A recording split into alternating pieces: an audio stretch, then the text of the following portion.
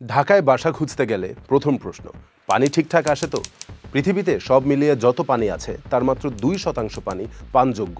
প্রতি 4 জনের একজন এই সুপেয় পানির অভাবে ভুগছে। এর কি কোনো সমাধান আছে? বিজ্ঞানীদের সাম্প্রতিক এক গবেষণা বলছে সংকট মিটতে পারে। লবণাক্ত সমুদ্রের অতলে নাকি পাওয়া গেছে মিঠা পানি। তাই জানাবো আমি রাহিন আয়াব।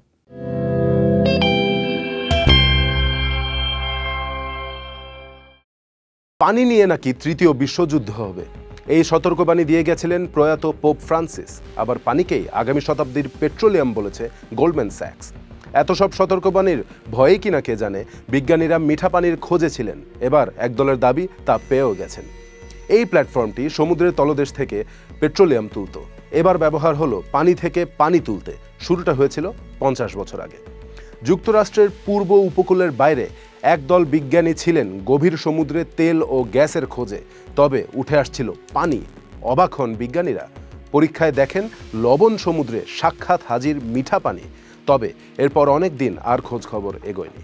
এরপর উদ্যোগ নেয় European consortium of ocean research drilling থেকে। লম্বা সময়ের গবেষণা শেষে এবছর 13 দেশের 41 বিজ্ঞানী মিশনে নামেন। নাম এক্সপিডিশন 501।